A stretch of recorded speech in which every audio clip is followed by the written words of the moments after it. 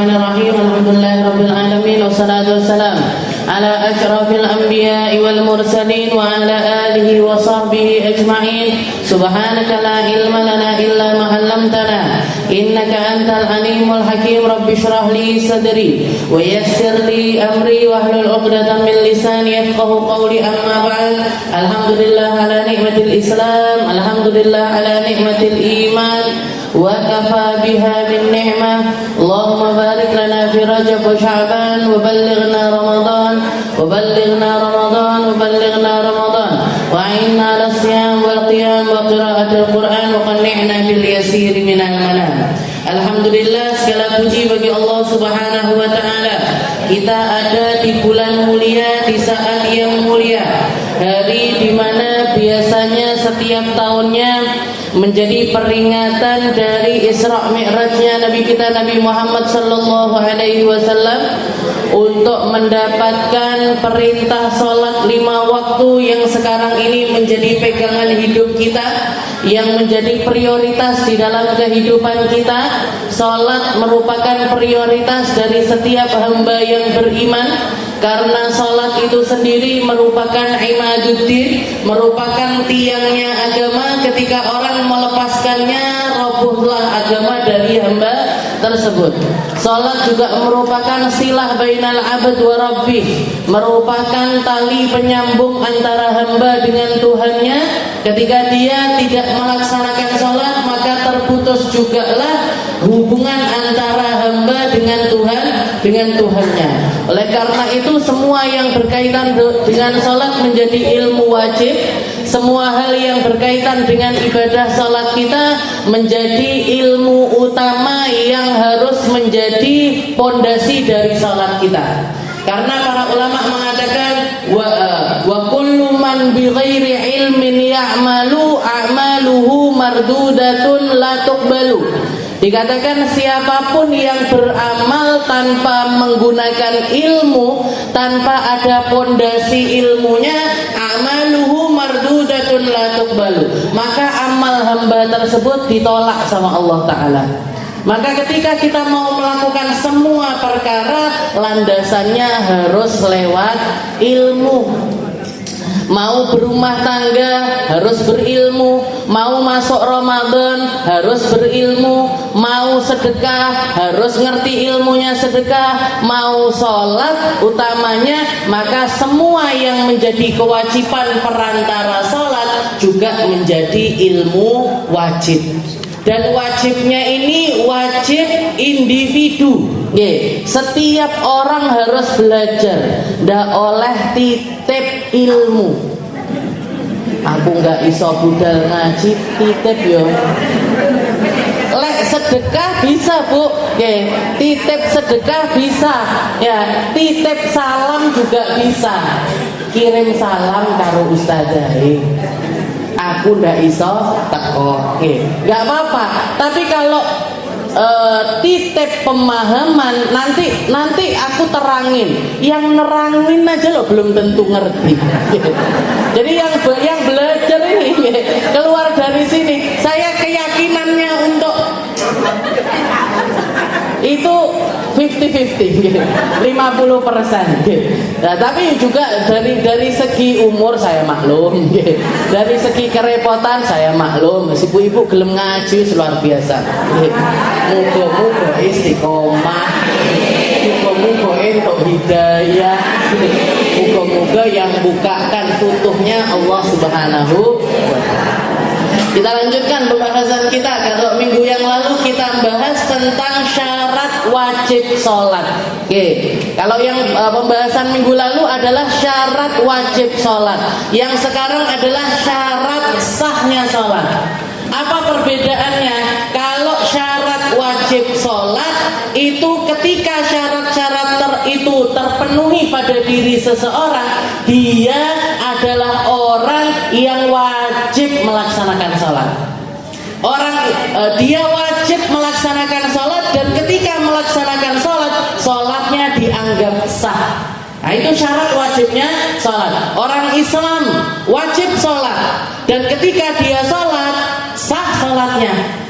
Orang non muslim wajib sholat dia, tapi Tapi ketika sholat nggak sah sholatnya. Kenapa? Karena syarat pertamanya sholat nggak terpenuhi. Orang berakal wajib sholat.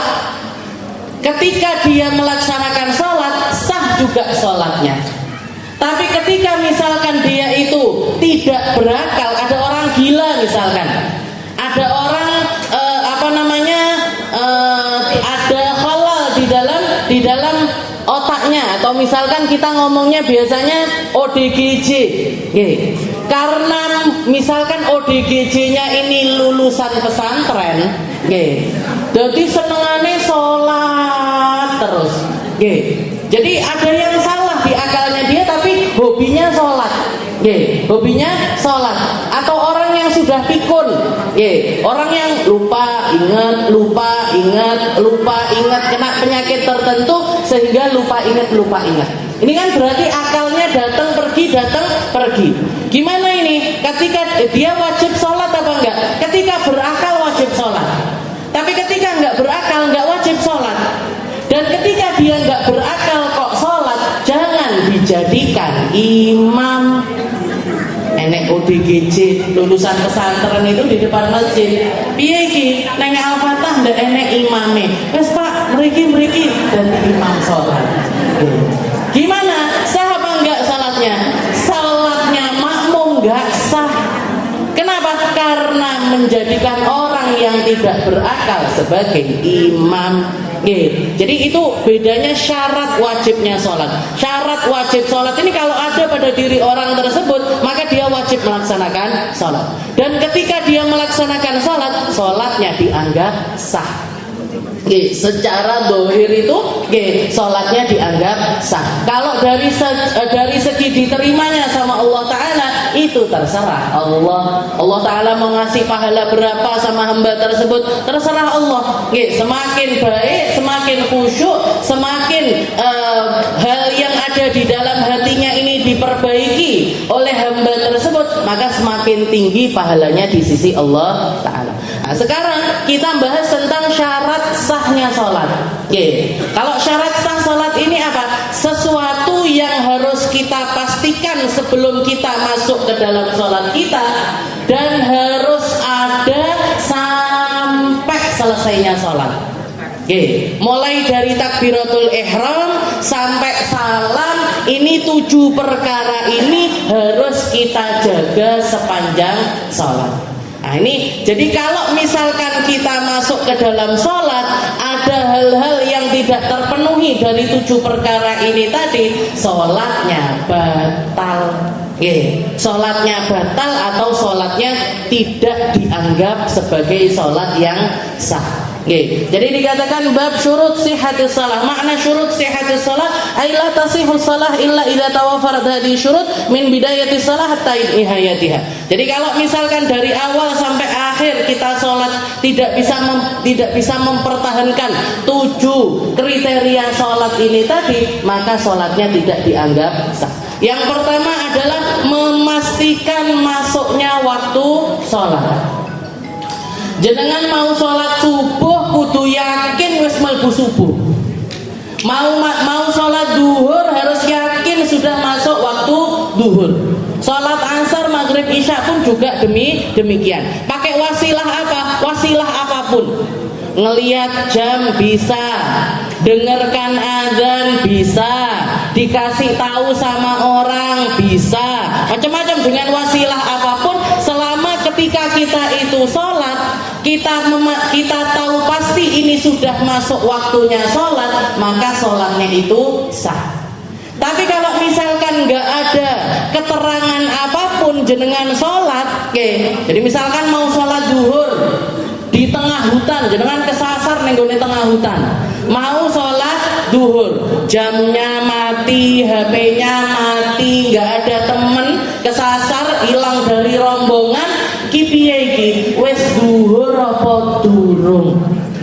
Ngelihat ke atas langit, ini udah tergelincir ke kanan, sudah mau ke arah tenggelam apa? Nggak ngerti. Maka pada saat itu orang ini tadi kita ini tadi ketika tersesat dalam keadaan semacam itu belum boleh sholat duhur sampai bisa memastikan. Misalkan kalau di tengah-tengah hutan ngambil barang taruh di tengah tempat yang nggak ada penghalangnya agar bayangannya ini kelihatan.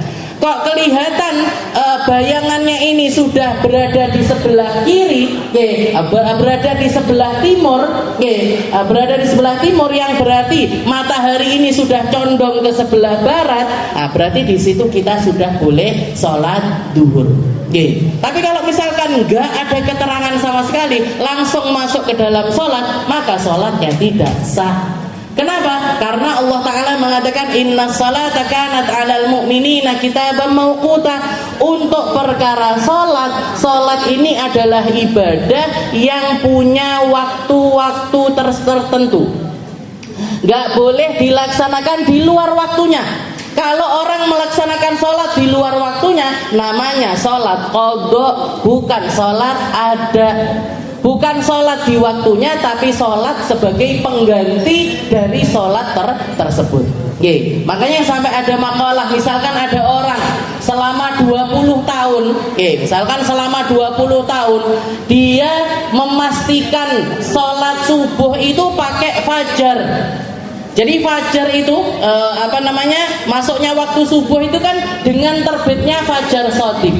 Tapi sebenarnya sebelum keluar fajar shadiq ada yang namanya fajar kadzib. Jadi awal atau mungkin setengah jam sampai 1 jam sebelum masuk waktu subuh itu sebenarnya ada cahaya yang keluar dari langit tapi cuman sekelebat aja. Nah, misalkan ada orang selama 20 tahun dia memastikan sholat subuhnya ini yang dikira fajar shadiq ternyata fajar kadzib. Yang dikira masuk waktu subuh ternyata belum masuk waktu subuh. Gimana ini? Setiap hari dia sholat sebelum masuk waktu subuh. Gimana hukumnya orang tersebut? Maka dikatakan orang ini wajib mengqadha satu sholat.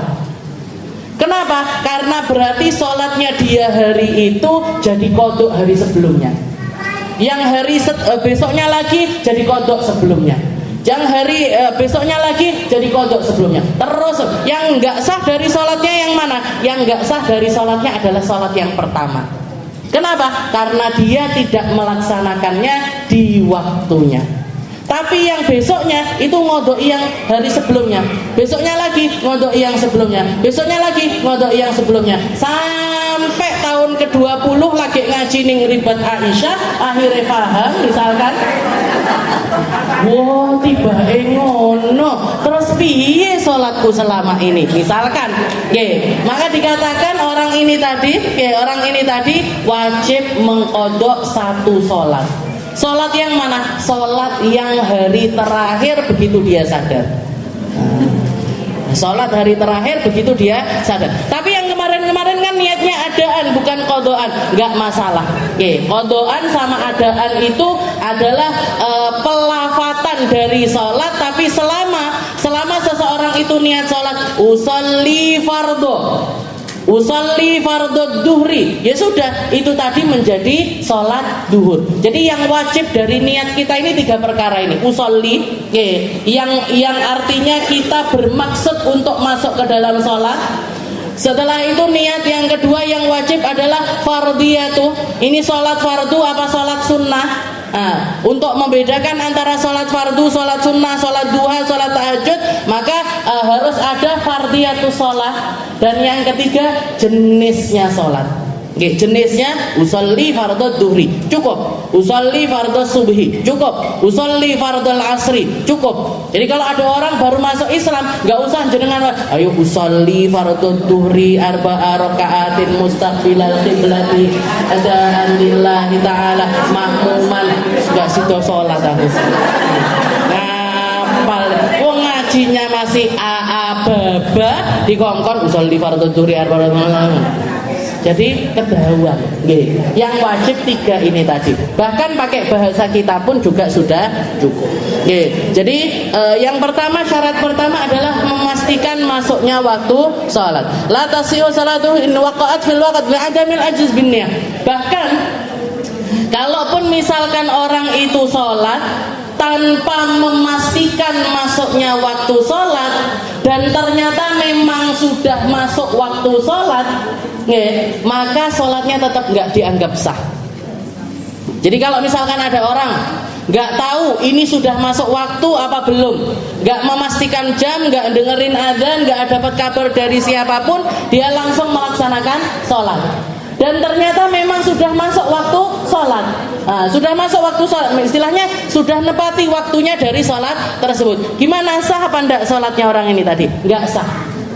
Kenapa? Karena itu berarti dia selama sholat hatinya tidak memastikan kalau sudah masuk waktu sholat. Jadi sepanjang sholat itu mesti masykuk. Sepanjang sholat itu dia pasti ragu-ragu.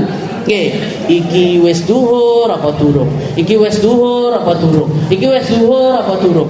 Selama sholat yang ada di dalam hatinya pasti rasa yang semacam itu. Maka ketika niatnya ini enggak jazm, ketika niatnya ini enggak mancep, ketika orang sholat kok niatnya itu enggak mancep dari segi masuknya waktu, maka sholatnya itu tidak dianggap sah.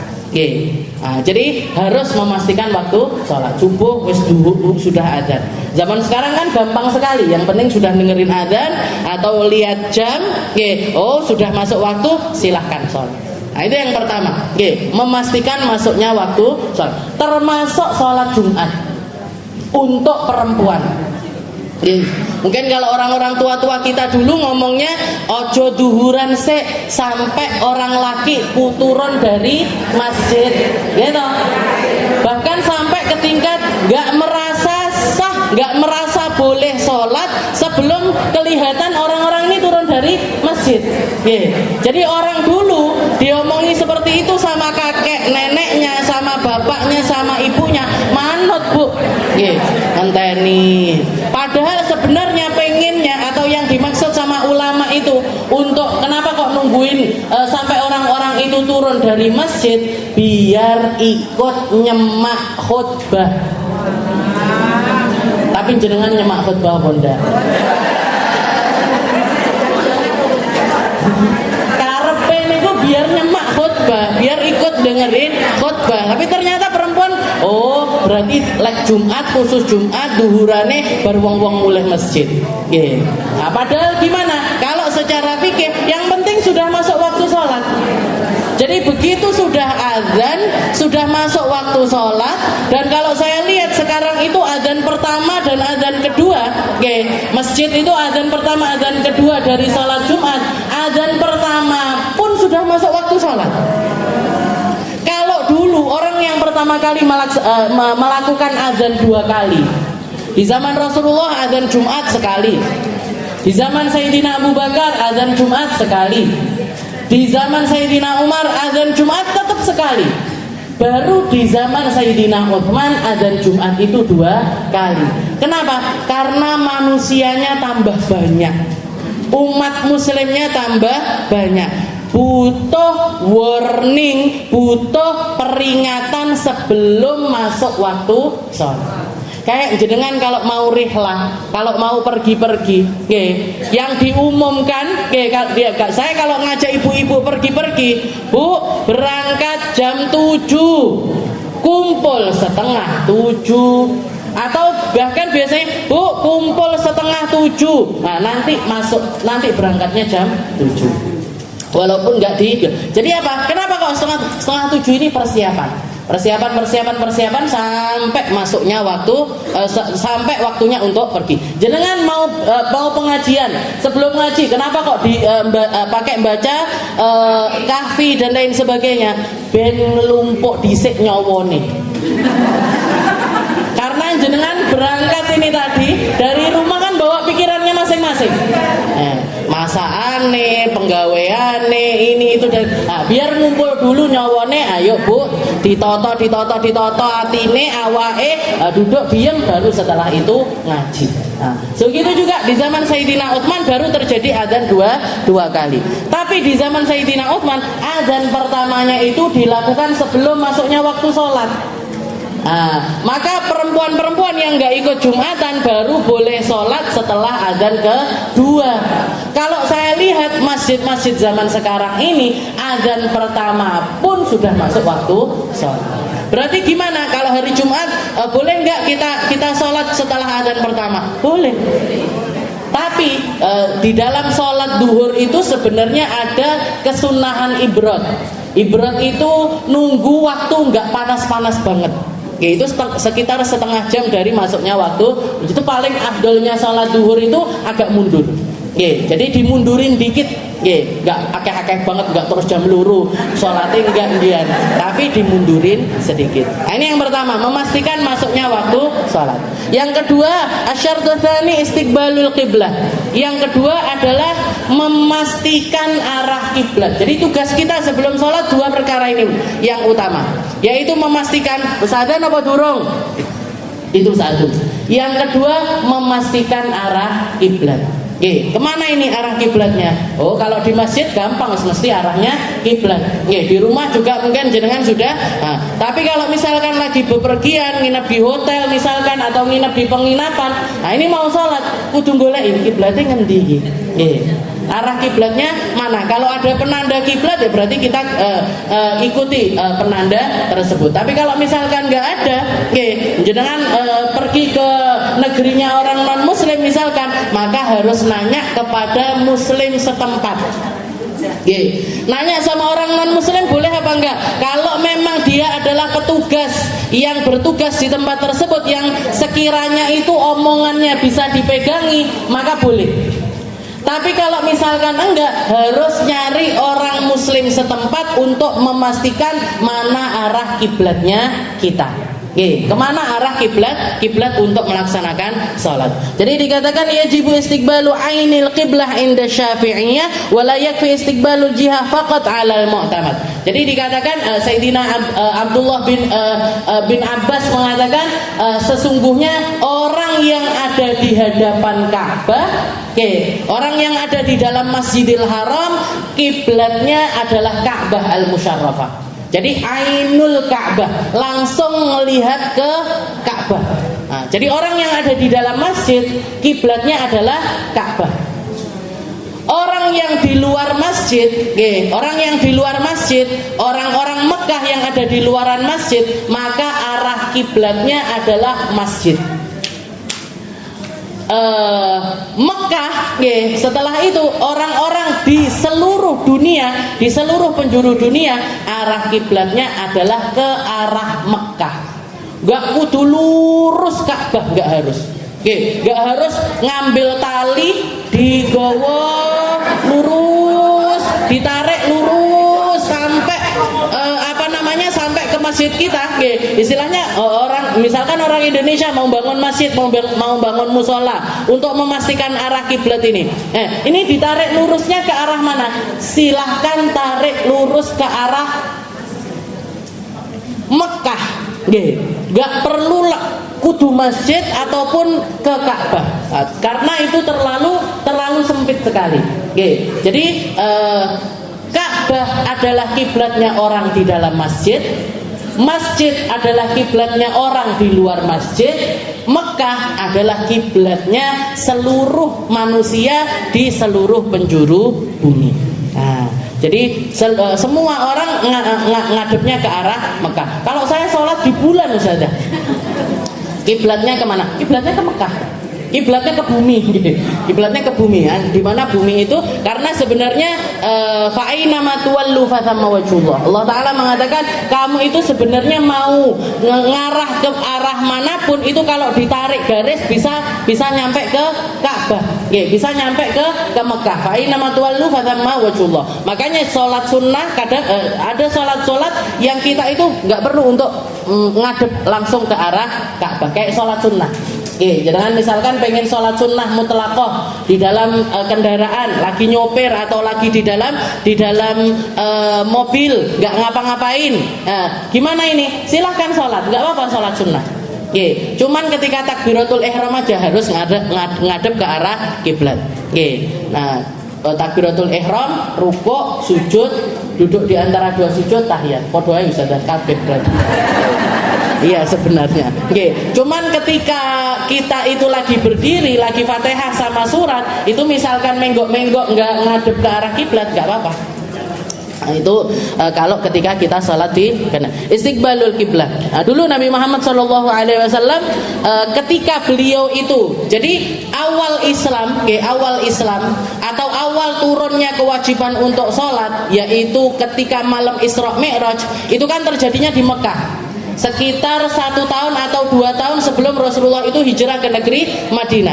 Maka kewajiban sholat waktu itu Allah Ta'ala mewajibkan Nabi Muhammad dan juga umat muslim waktu itu untuk ngadep ke arah Palestina, untuk ngadep ke arah Masjidil Aqsa. Jadi arah kiblat pertamanya umat Islam itu Masjidil Aqsa, bukan ke Ka'bah. Ya, bukan ke Ka'bah. Dan Nabi Muhammad ketika beliau masih ada di Mekah, waktu itu beliau selalu melaksanakan sholat ngadep ke 2 rukun Yamani. Oke, jadi kalau jenengan ngelihat Ka'bah itu kotaknya Ka'bah, oke. Jadi Ka'bah itu ada 4 sisi. Oke, Ka'bah itu ada 4 sisi, di mana sisi yang menjadi penentu awal tawaf namanya Hajar Aswad. Ini namanya rukun Iraqi. Ini namanya rukun Syami. Ini namanya rukun Yamani. Nah, maka dikatakan ketika awal-awal Islam Rasulullah itu selalu memilih untuk sholat di antara 2 rukun ini. Kenapa? Karena ketika Rasulullah ngadep ke arah rukun Yamani, ini ngadep ke arah Ka'bah, juga ngadep ke arah Masjidil Aqsa. Jadi ngadep ke jadi gini, ini Mekah, ini Madinah, ini Palestina. Jadi Palestina di Madinah tempatnya di sini, Mekah di sini, Palestina di sini. Maka Rasulullah ketika sholat ada di Mekah, beliau itu sholatnya ke arah sini. Sehingga apa? Sehingga ngadep ke Ka'bah iya, ngadep ke Masjidil Aqsa juga iya. Tapi ketika beliau pindah dari Mekah ke Madinah, ini kalau beliau ngadep ke Masjidil Aqsa, otomatis bokongi Mekah, otomatis gak bisa ngadep ke arah Ka'bah. Maka itu bikin Nabi Muhammad sedih luar biasa. Karena Rasulullah itu bahkan dari kecil senangannya ndelok Ka'bah. Makanya kenapa kok beliau ketika memilih untuk uzlah di umur 30-an tahun, beliau itu sering naik ke atas gunung di Gua Hira, itu beliau selalu beruzlah menyendiri di tempat tersebut. Dikatakan Rasulullah itu memilih Gua Hira sebagai tempat uzlahnya karena di dalam Gua Hira itu ada lubang, di mana ketika Rasulullah melihat ke lubang tersebut langsung kelihatan Ka'bah. Jadi yang nggak bisa ditahan sama Nabi ketika beliau itu menyendiri, ndak ndelok anake ndak popo, ndak ndelok bojone ndak popo, ndak ketemu sama keluarganya nggak apa-apa, tapi jangan sampai nggak ngelihat Ka'bah. Itu Nabi Muhammad SAW. Jadi dari mulai awal itu beliau senang sama Ka'bah. Maka dikatakan ketika kiblat ini arahnya ke Palestina, Rasulullah itu begitu hijrah ke Madinah, beliau itu sedih sekali. Padahal aku pengenku kiblat itu ke Ka'bah aja. Kenapa kok ke? Karena memang nabi-nabi terdahulu semua arah kiblat pertamanya adalah di Masjidil Aqsa. Maka dikatakan Rasulullah bahkan sempat titip salam atau titip pesan sama malaikat Jibril. Ya Jibril, sal rabbak. Wahai Jibril, mintakan kepada Allah Ta'ala agar kiblat itu diganti ke Ka'bah. Qiblat Abi Ibrahim, bangunan yang dibangun pakai tangan abah saya, bapak saya, kakek-kakek saya, yaitu Nabiullah Ismail dan juga Nabiullah Ibrahim. Maka katanya malaikat Jibril, anta aula minni, kamu itu memang boleh, kamu itu murid saya, tapi kamu itu adalah orang yang lebih tinggi kedudukannya di sisi Allah Ta'ala. Kamu aja yang minta langsung. Maka dikatakan Nabi Muhammad SAW sejak saat itu doa terus minta sama Allah Ta'ala, sambil seringkali ngelihat ke atas langit itu untuk berharap agar turun ayat yang nyuruh Nabi pindah dari kiblatnya Masjidil Aqsa ke kiblatnya itu Ka'bah. Sampai penantiannya itu sekitar 2 tahun. Nggih. Dadi lek jenengan donga, ya Allah njaluk rezeki, sik sedina njaluk. Ya Allah, kok ndak teko-teko rezekine. Ya Allah, kok angel man nggih. Saya sudah doa. Berapa lama Bu jenengan doa? Ini Nabi Muhammad sallallahu alaihi wasallam ndak duwe dosa, ndak duwe salah, enggak terbesit kesalahan di dalam dirinya, dicuci hatinya 2 kali sama Allah taala. Buat malaikat Jibril itu doa minta agar kiblat itu dipindah. 2 tahun beliau nunggu. Oke, 2 tahun beliau nunggu, setelah 2 tahun baru turun ayat. Oke, baru turun ayat yang mengatakan qad nara taqalluba wajhika fis sama' falanwalliyannaka qiblatan tardaha fawalli wajhaka syatral masjidil haram. Katanya Allah taala, aku ngelihat, aku tahu wahai Muhammad kamu seringkali nengok-nengok ke atas langit. Nggih. Jadi Allah taala itu kalau nyeritakan Nabi Muhammad itu mesra luar biasa. Nggih, kayak istilahnya sesuatu yang enggak penting seperti itu pun dicantumkan sama Allah taala di dalam Al-Qur'an. Qad nara taqalluba wajhika fis sama'. Saya ngelihat wahai Muhammad, kamu seringkali ngelongok-ngelongok ke atas langit, berharap turun ayat yang sesuai dengan keinginanmu. Falanwalliyannaka qiblatan tardaha. Maka sekarang silahkan balikkan badanmu arah kiblat, tak ganti sesuai dengan karepmu, sesuai dengan keinginanmu. Tardaha, yang kamu ridhoi wahai Muhammad. Fawalli wajhaka syatral masjidil haram. Maka silahkan palingkan badanmu ke arah Masjidil Haram. Oke, jadi disitulah pindah dari kiblatnya Masjidil Aqsa menjadi kiblatnya Ka'bah. Oke, dan itu terjadi di tengah-tengah sholat. Rasulullah langsung berbalik arah. Yang pertamanya beliau jadi imam di depan sendiri, jadi imam buri dewi. Itu lek sing dadi makmume awake dhewe bubar. Piye iki?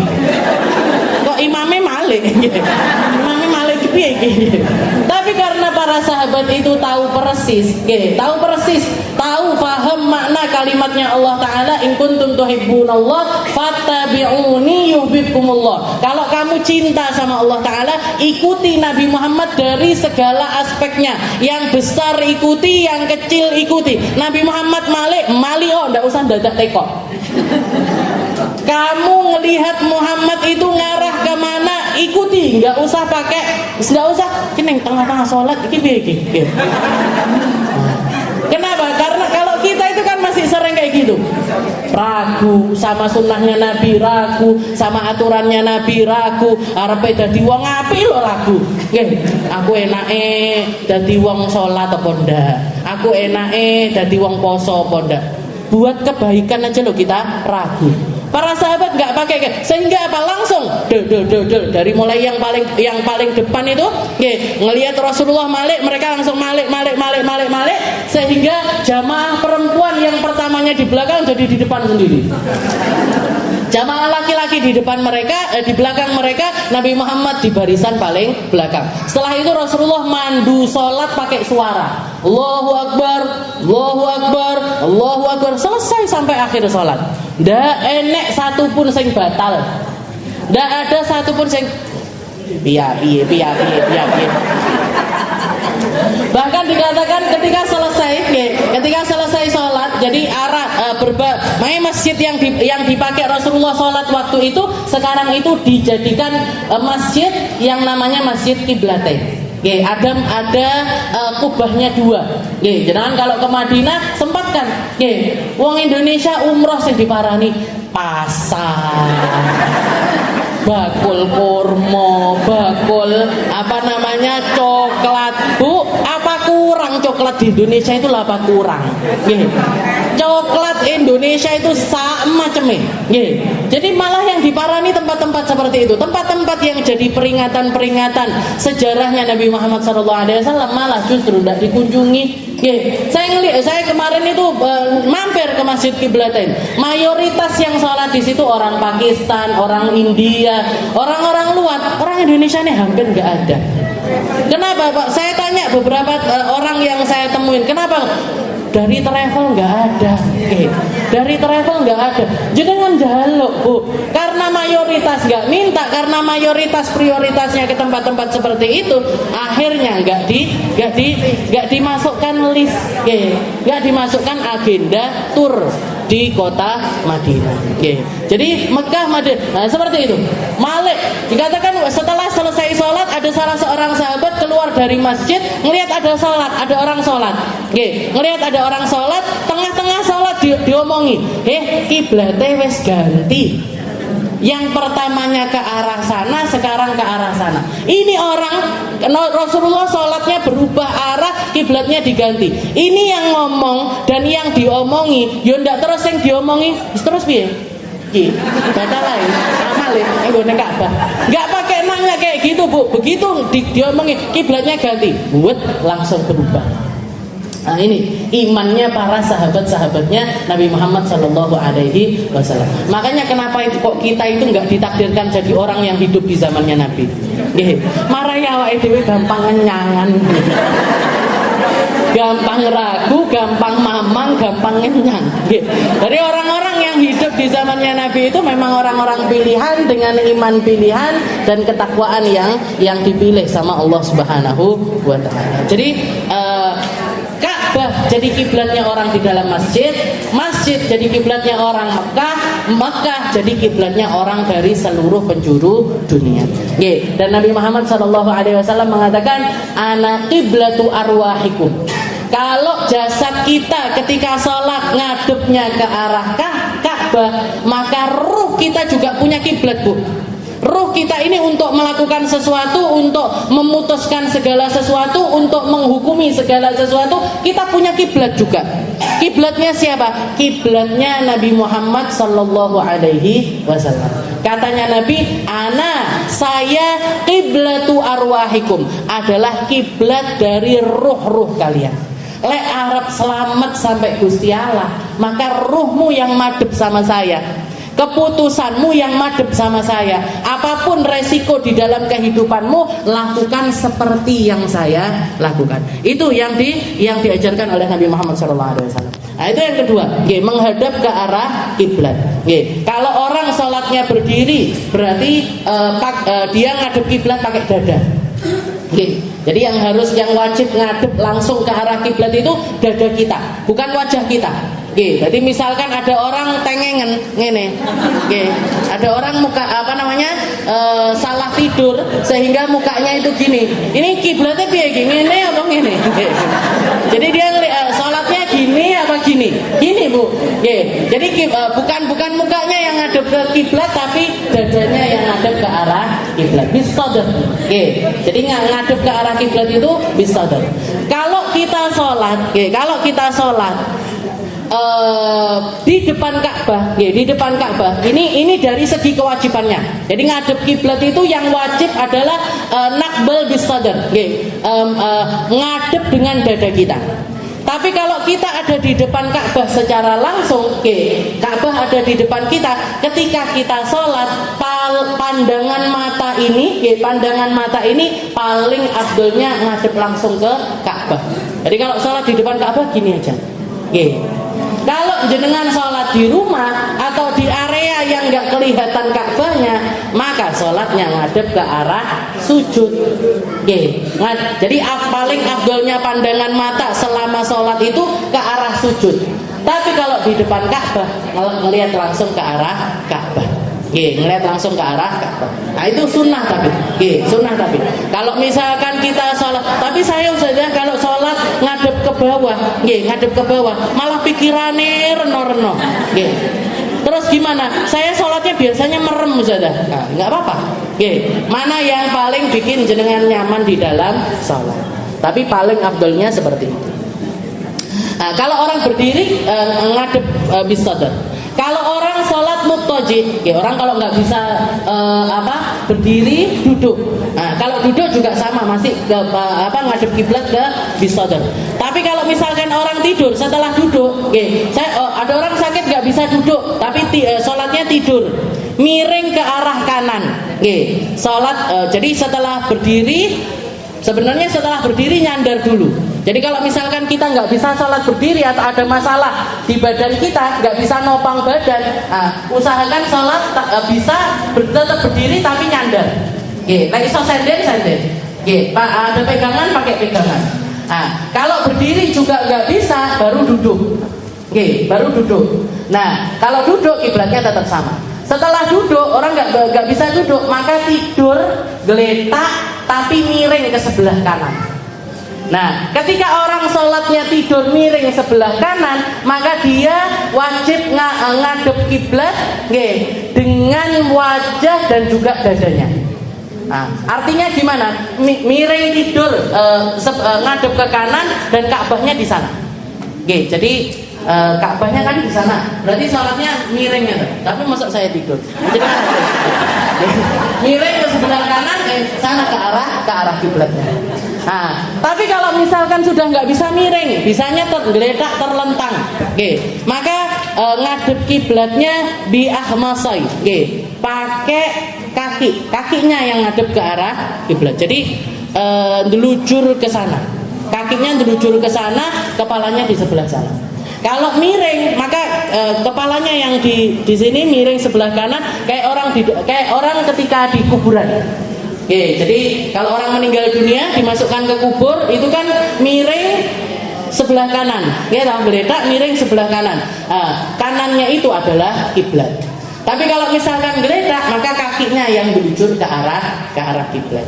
Nah itu fa bi akhmasai qadamai wa wajhi. Itu untuk istiqbalul kiblat. Yang ketiga adalah at-taharah 'anil hadatsain. Suci dari dua hadas. Suci dari dua hadas. Rasulullah SAW mengatakan la salata liman la wudu'alah. Gak sah salatnya orang yang gak punya wudu. Allah Subhanahu wa taala juga mengatakan ya ayyuhalladzina amanu idza qumtum ila shalah faghsilu wujuhakum wa aydiyakum ilal marafiq wamsahu bi ru'usikum wa arjulakum ilal ka'bain. Wa in kuntum junuban fatahharu. Jadi di dalam ayat ini Allah taala memerintahkan orang sebelum sholat itu wudu, sekaligus kalau lagi junub mandi. Yang artinya apa? Orang masuk ke dalam sholat wajib bebas dari hadas kecil maupun hadas besar. Harus punya wudu, harus nggak sedang dalam keadaan junub. Falau shalla biduni taharah walau nasyan lam tasih. Kalau orang sholat tanpa wudu walaupun lupa, sholatnya nggak sah. Wa yuthabu ala qasdi faqad la ala fi'li kama yuthabu ala qiraatil Qur'an illa idza kana junuban. Jadi orang sholat harus punya wudu. Bahkan Nabi Muhammad SAW dikatakan diriwayatkan oleh para sahabat, Rasulullah itu kana yatawaddo likulli shalah fardhon au sunnatan au naflan. Rasulullah itu setiap mau sholat wudu. Setiap mau sholat subuh wudu, mau sholat zuhur wudu, mau sholat asar wudu, mau itu sholat wajib, bahkan sholat sunnah pun sebelum sholat sunnah Rasulullah wudu dulu. Mau tahajud wudu dulu, mau batal nggak batal beliau wudu. Nah itu yang diriwayatkan oleh para sahabat. Tapi dikatakan ketika Rasulullah pergi perang Khandaq sama Fathu Makkah, jadi di saat genting di dalam dua keadaan ini, ketika Fathu Makkah sama ketika perang Khandaq, Rasulullah sholat 5 waktu pakai wudu sekali. Salat 5 waktu pakai wudu sekali. Di Fathu Makkah juga seperti itu. Banyak sholat pakai wudu sekali. Ditanya sama Sayyidina Umar, ya Rasul, innaka fa'alta amron lam taf'al bihi min qabl. Ya Rasul, jenengan kok melakukan sesuatu yang enggak kayak biasanya. Biasanya Arab sholat wudu, titik-titik wudu, mau gini wudu. Ini kok jenengan sholat beberapa kali sholat pakai wudu sekali. Maka para Rasulullah mengatakan amdan fa'altu ya Umar. Saya sengaja melakukan yang semacam itu wahai Umar. Agar apa? Agar jadi ilmu bagi kita. Kalau sholat itu selama nggak batal wudunya, kita masih tetap boleh sholat. Istilahnya bukan berarti setiap kali mau sholat wudu terus. Kalau jenengan sedang nggak batal, nggak apa-apa nggak wudu. Nggih, kalau lagi di Mekah atau di Madinah, jenengan iktikaf di masjid, nggih, arepe wudu, arepe neng jedingnya aduh, nggih, jedingnya kamar mandinya sulit dijangkau dan lain sebagainya, nggih. Maka jenengan sholat duhur sekalian asar, maghrib sekalian isya. Gimana? Gak apa-apa. Kalau Rasulullah nggak melakukan sama sekali, kan akhirnya jadi sesuatu yang syariatnya seperti itu. Berarti setiap sholat kudu wudu, setiap sholat kudu wudu.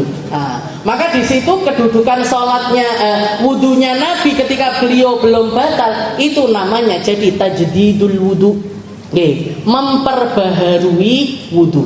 Nah, memperbaharui wudu itu hukumnya adalah sunnah. Tapi kalau wajibnya selama kita nggak batal, maka wudhu itu masih tetap bisa dipakai sholat.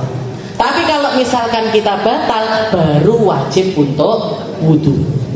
Kalau mau sholat baru wajib untuk wudhu. Jadi sholatnya Nabi dengan wudhu-wudhu yang banyak ini tadi kedudukannya adalah tajdid atau memperbaharui wudhu dan hukumnya adalah sunnah.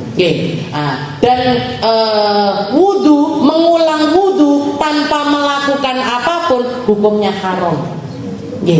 Jenengan wis wudu, orang nyapo linggo dingu.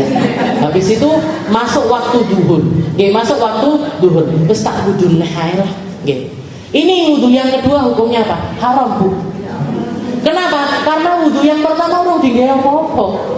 Kecuali jenengan habis wudhu buka Quran ngaji dhisik, atau masuk masjid salat tahiyatul masjid, salat salat duha misalkan.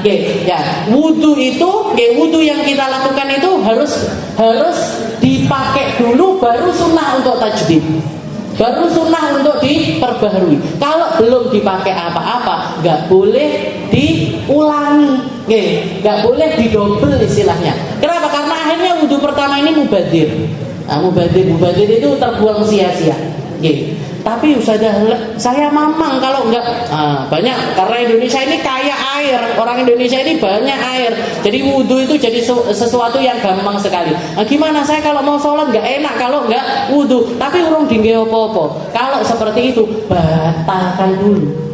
Batalkan dulu baru wudhu lagi. Gampang kan batalin wudhu. Pancen dengan gampang kependot. Orang Indonesia ini banyak air, gampang masuk angin. Jadi kentutin bentar atau ngapain istilahnya, atau bahkan pipis cebok, itu baru setelah itu boleh wudhu lagi. Tapi kalau misalkan kita wudhu belum dipakai apa-apa kok wudhu lagi, ini wudhu yang kedua ini hukumnya haram karena mubadir, nggak dipakai. At-taharah 'anil hadatsain. Wallahu a'lam bishawab. Insyaallah kita lanjutkan nomor 4, 5, 6, 7 di pertemuan selanjutnya.